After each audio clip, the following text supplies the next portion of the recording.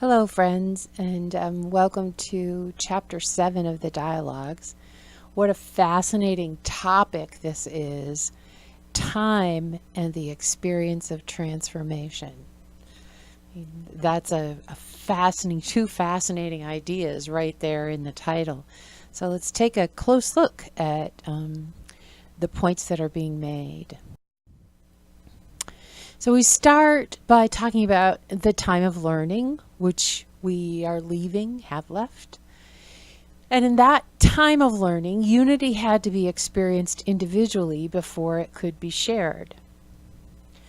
Learning took place in time, and now you are moving beyond time through the ongoing act of discovery. So this is a beginning premise here that unity could not be shared until you discovered it on your own. But as transformation happens, that opens up, and that opens up through the act of discovery. So that gives you an introduction to what we're going to be talking about. So verse 4, in order to experience the new, you must answer the call to let revelation and discovery, rather than learning, be what you gain from experience. So as we break that down, what is learning like? Learning is something for the mind. Learning makes sense of mental constructs. Learning is based on the past. Learning uses comparison. So really it's that system of this is how we've always gotten ahead until now. This is what we are accustomed to doing when we want to expand. But now we're moving into whole new arenas of expansion that where the mind can't go, at least not the thinking mind can't go. So in order to experience the new, you have to have a new way to experience. So the next summary, the world of form doesn't need to be time-bound. It is, but it doesn't need to be. So matter or form, I think the text also calls it content, is the raw material of this world. This is the manifestation in form, is the raw material of the world that's been created, and it has been the means of expression in the world of form. So your particular self in form is only one aspect of you. This is like the big lesson I hope that you really get. Your particular self occupies space, and it allows you to have sensory experiences. So your form doesn't bind you, it serves you. So I don't know if you are like me, but in the past I used to think like my spirit was confined in this form. And there have been times when it felt like my form was holding me back. And this is a new way to look at the same thing. You wanted to come into the world of form. You wanted to express and expand in the world of form. And in order to do that, you became form. So you took on a body because the body is your tool for having a physical, sensory form experience. So it is actually a wonderful, amazing creation that allowed you to have this experience of form. Except in verse 7, it goes on to say, now you are called to discover how to exist in form without being defined by this time-bound particularity. So the particularity, of course, referring to your specific form.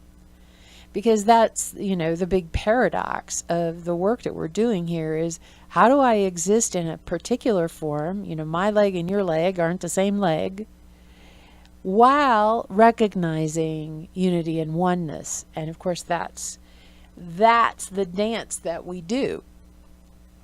So we're going to discover how to do that. so that you can be in form without being time bound.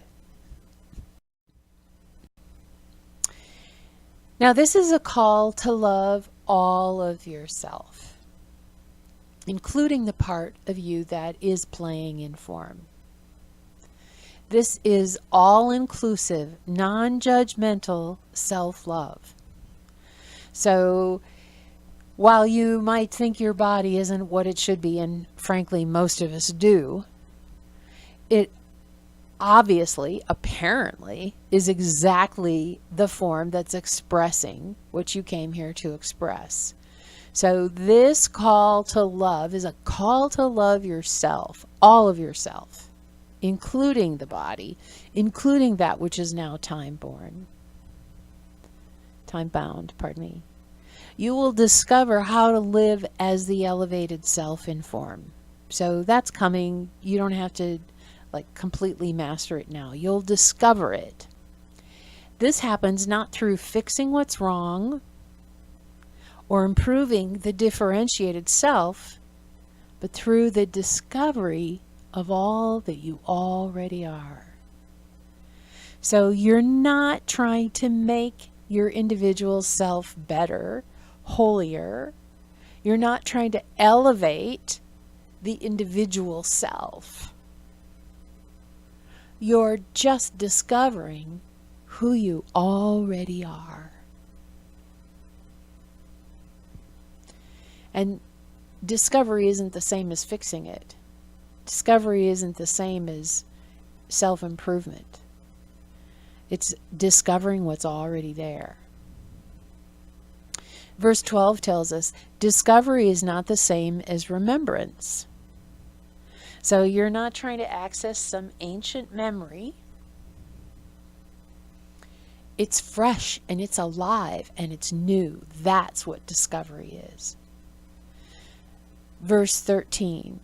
This discovery can only take place in the reality of love. So this is why it's such a call to self-love.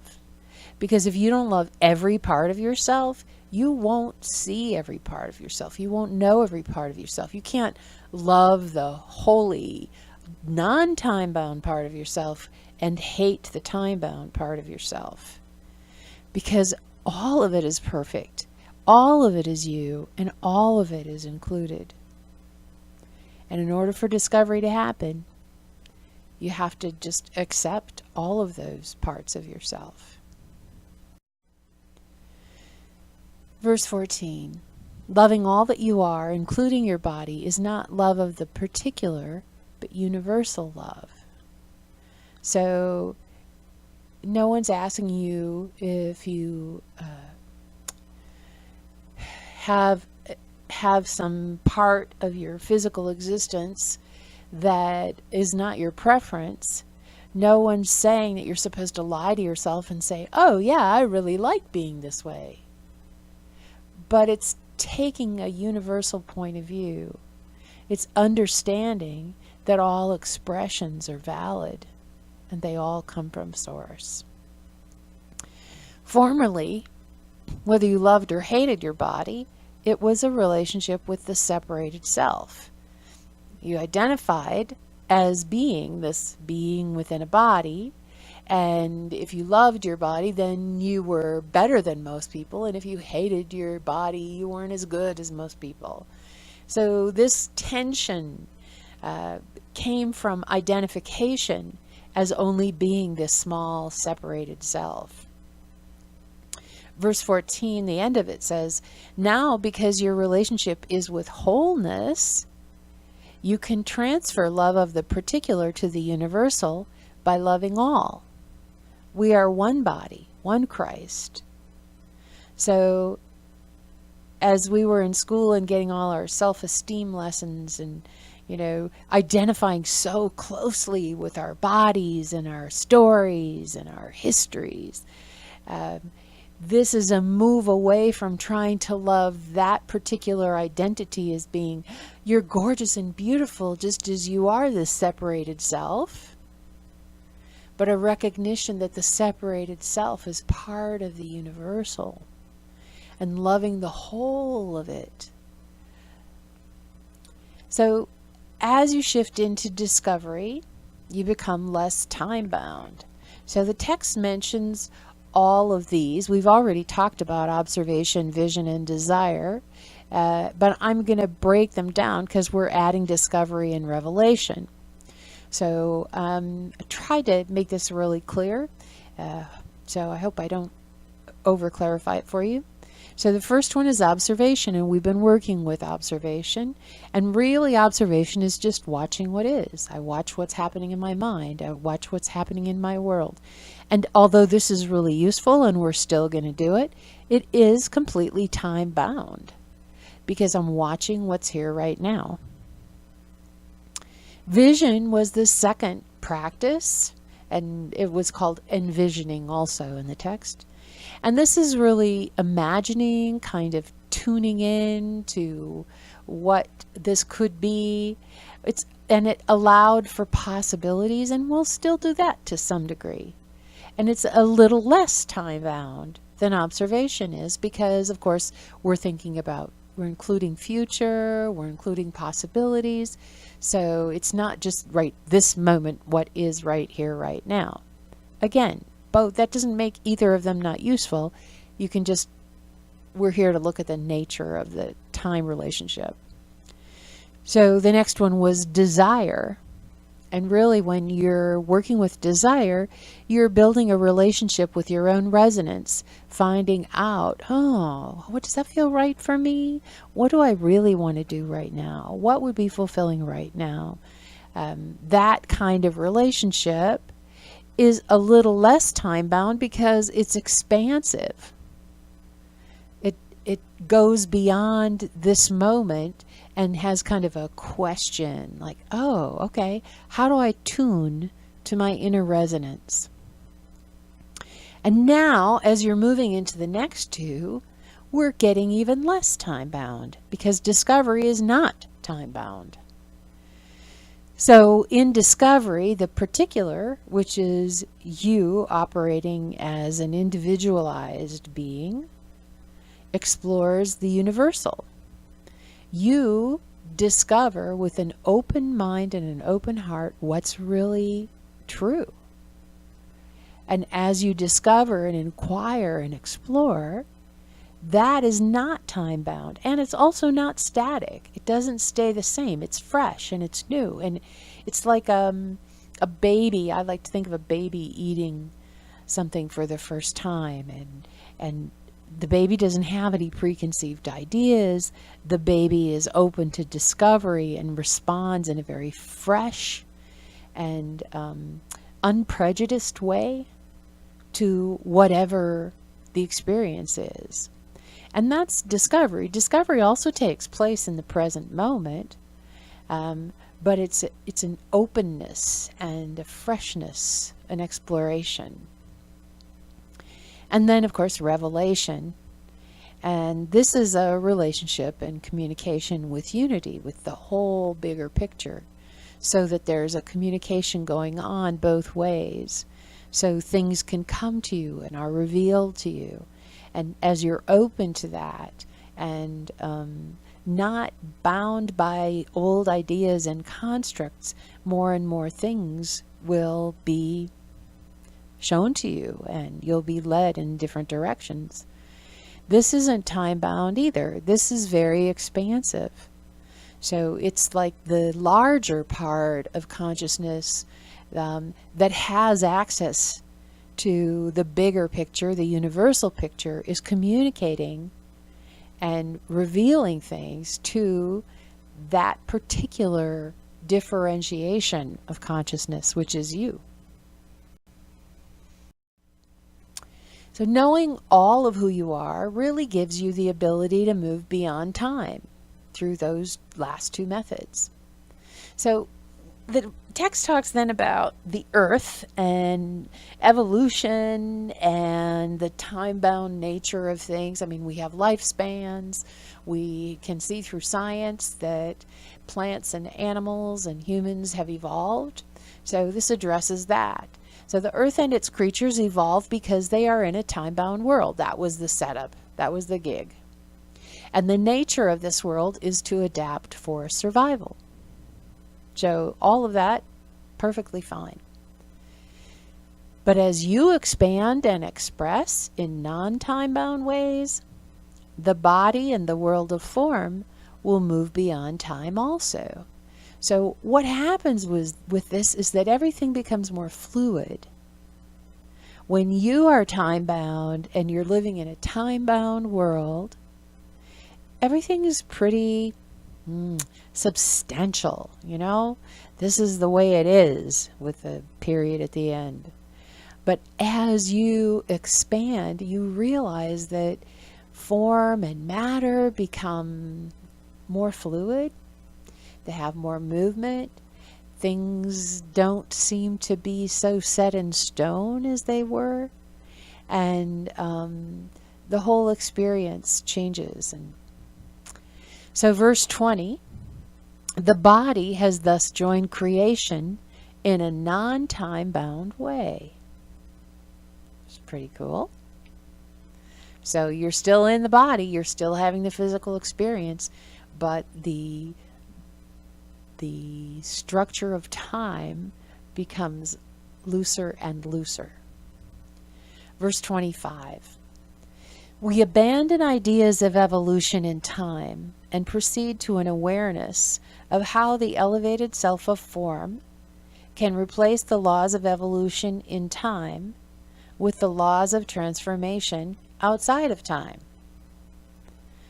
So this whole chapter is really to open our minds to the recognition that the way we've always known things to be, the way we've always accepted things to be in the earth game, are not set in stone, and that we have the ability to kind of move between time and non-time.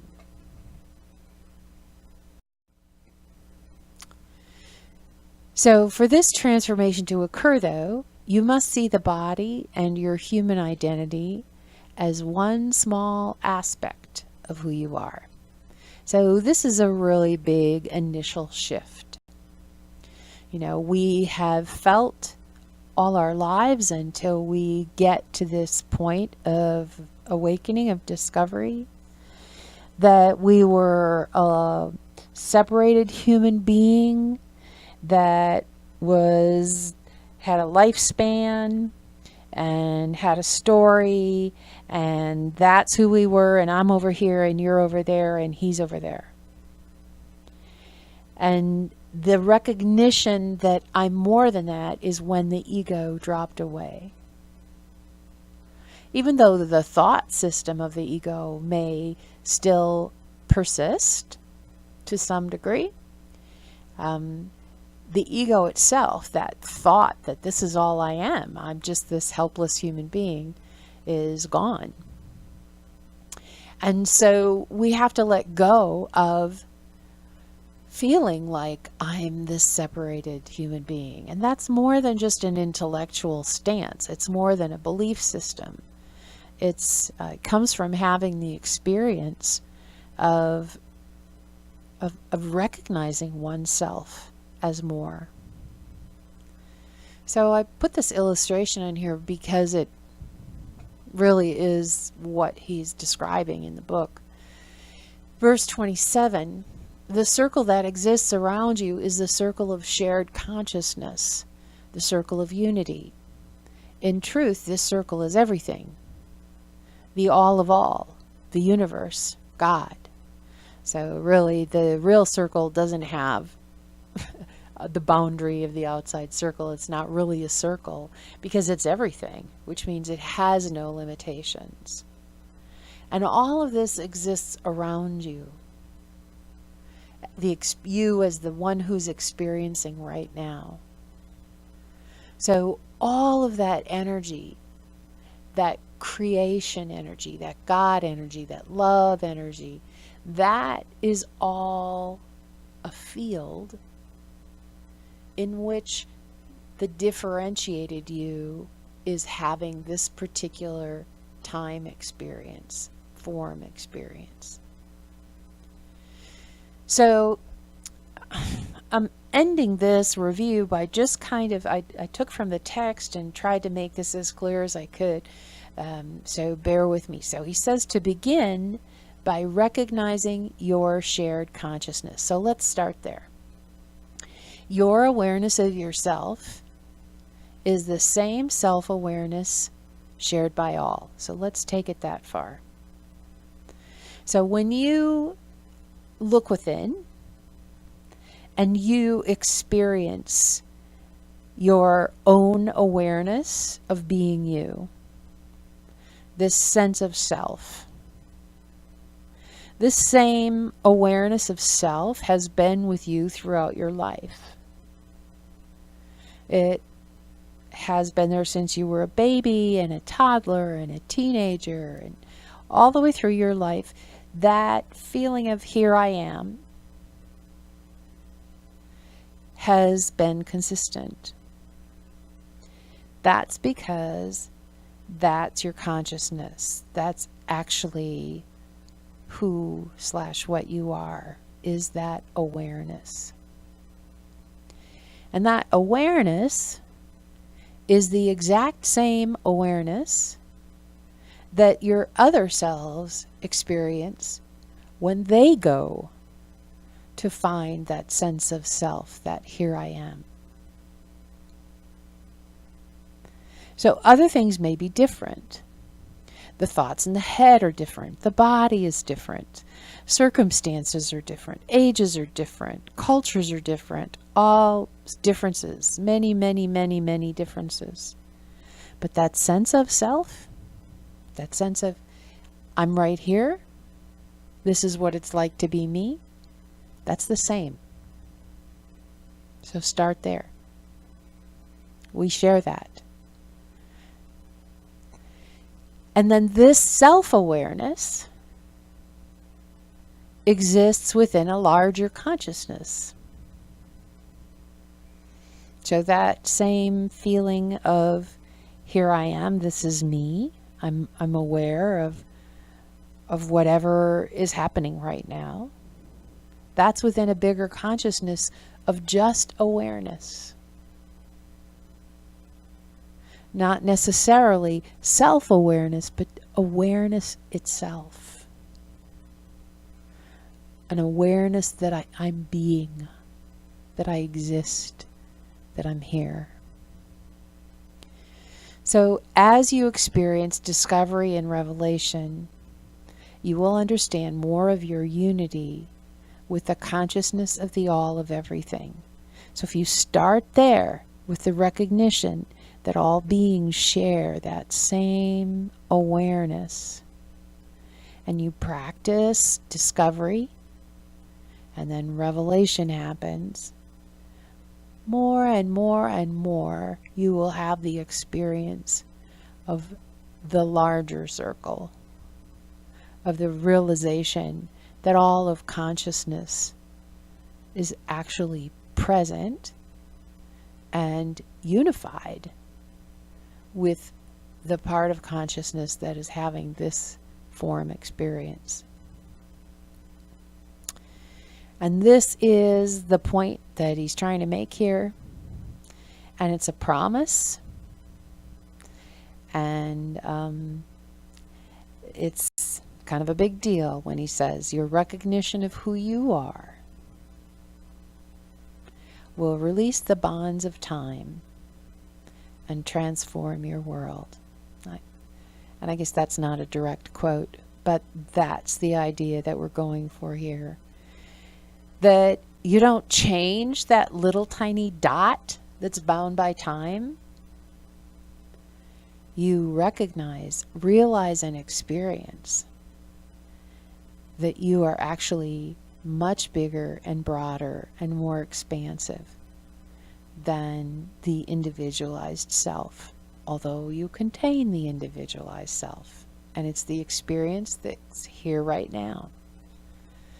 So you can see where this comes back again to the self-love, loving all that is. So I hope that this was helpful for you. It's a journey, but the more time that you can spend recognizing your shared consciousness, the more expansive this will be for you.